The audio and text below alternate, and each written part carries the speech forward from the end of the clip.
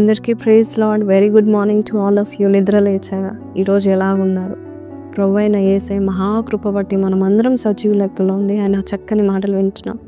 ఈరోజు సామెతల గ్రంథం నుండి 4వ అధ్యాయం 23వ వచనంలో ఉన్న వాగ్దానం విందాం. నీ హృదయంలో నుండి జీవధారులు బయలుదేరును, కాబట్టి అన్నిటికంటే ముఖ్యంగా నీ హృదయంలో భద్రంగా కాపాడుకున్నాను. ఈరోజు వాగ్దానం వింటున్నారు కదా, హృదయంలో ఇట్స్ ద కోర్. ఈ హృదయం భద్రంగా కాపాడుకోవాలి. సొలొమోను మొదటి రాజులు 11లో సొలొమోను హృదయం అంట దేవుని నుండి విడిపోయి స్త్రీల మీద పడిపోయిందంట. ఆ స్త్రీలు ఆయనను నాశనం చేశారని దేవుని యొక్క వాక్యం సెలవిస్తుంది. ఒకసారి ఒక అతను మంచి ఫోటోగ్రాఫర్ పర్వతాల మీద ఉన్న చక్కని గోల్డెన్ ఈగల్ పక్షిరాజును ఫోటో తీద్దామని అనుకొని పర్వతాలు ఎక్కుతున్నాడు. ఒక్కొక్క పర్వతం ఎక్కుతుండగా చూస్తూ ఉన్నాడు. ఒక్క పక్షిరాజు అక్కడ ఎత్తులో ఎగరడం చూశాడు. వెంటనే పైకి వెళ్ళాడు. దగ్గర నుండి స్నాప్స్ తీద్దామని పర్వతాలు ఎక్కుతూ ఉన్నాడు. ఆ యొక్క పక్షిరాజు చాలా చక్కగా మరి రెక్కలు చాపి చాలా చక్కగా గ్లైడ్ అవుతూ చక్కగా ఎగురుతూ ఉంది. చక్కని ఫోటోగ్రాఫ్స్ తీస్తున్నాడు. ఆయనకి పక్షిరాజులు అంటే చాలా ఇష్టం, గోల్డెన్ ఈగల్స్ అంటే చాలా ఇష్టం. ఒకసారి ఆయన ఫొటోస్ తీస్తున్నప్పుడు సడన్గా ఆ పక్షిరాజు కింద చూసి వెంటనే జప్మని కిందకి వెళ్ళిపోయింది. అది కూడా ఫోటోలు తీస్తా ఉన్నాడు. కిందకి వెళ్ళిపోయి అంత హైట్ నుంచి ఒక ఎలుకను చూసిందంట.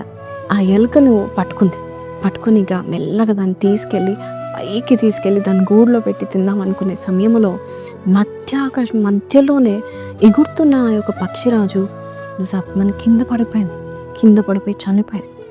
అదేంటి, పక్షిరాజు అంటే నాకు ఇష్టం, చాలా బలమైనవే కదా, ఎగురుతూ కింద పడిపోయిందంటే ఎలుకను తీసుకుంది కదా అని అనుకుని వెంటనే ఆ ఫోటోగ్రాఫర్ అబ్బాయి కిందకి వెళ్ళిపోయి ఆ పక్షిరాజుని ఇలాగా చనిపోయిన దాన్ని ఇలాగా త్రిప్పి చూస్తే ఒక ఎలుక ఆ పక్షిరాజు ఒక గుండెను తీసుకొని బయటికి లాక్కుని ఉందంట. దాన్ని చనిపోయింది. ఎలుకను పట్టుకుంది ఈగల్, ఆ యొక్క పక్షిరాజు. కానీ ఎలుకని ఆ హృదయమును తీసుకుంటుందిగా, ఆ హృదయంను పట్టుకున్నప్పుడు ఆ హృదయం నుండి విడిపించలేకపోయింది. మన హృదయం కూడా అటువంటిదే. ఎప్పుడు మన నుండి వెళ్ళిపోతుంది మనకు తెలియదు. కానీ ఆ హృదయము దేవుని చేత భద్రపరిచినట్లయితే గొప్ప ఉన్నత స్థాయిలకు ఎగురుతూ ఉంటాం, చాలా పైన ఉంటాం. ఈరోజు ఏ ఎలుక, ఏ పాపము నీ హృదయాన్ని పట్టుకొని వెళ్తుందో దేవుడు అంటున్నాడు, విడిచిపెట్టు. నీ హృదయంలో జీవధారులు ఉన్నాయి. Don't even leave it. You don't have to die like that అని దేవుడు చెప్తున్నాడు. కాబట్టి ఈరోజు ఈ మాటలు వింటున్నాను. నీవు ప్రభా, నా హృదయాన్ని కాచుకుని హృదయంగా చేయండి. ఎక్కడ కూడా నేను శోధనలు పడకూడదు. హృదయం అన్నిటికంటే మోసకరమైనది.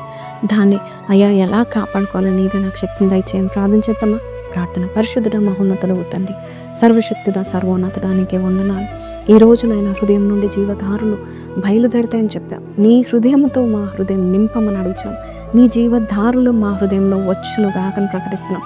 అయ్యా, మా హృదయాన్ని పాడు చేసేది, మా మనసును త్రిప్పేది ఏదైనా ఉన్నా ఇప్పుడే ఈ క్షణమును కొట్టివేయమని యేసు పరిశుద్ధ నామం అడిగి వేడుకొంచున్నాం తండ్రి.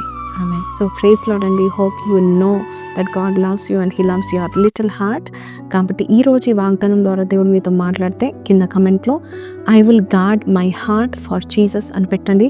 So guard your hearts for Jesus and may God bless you. Praise the lord.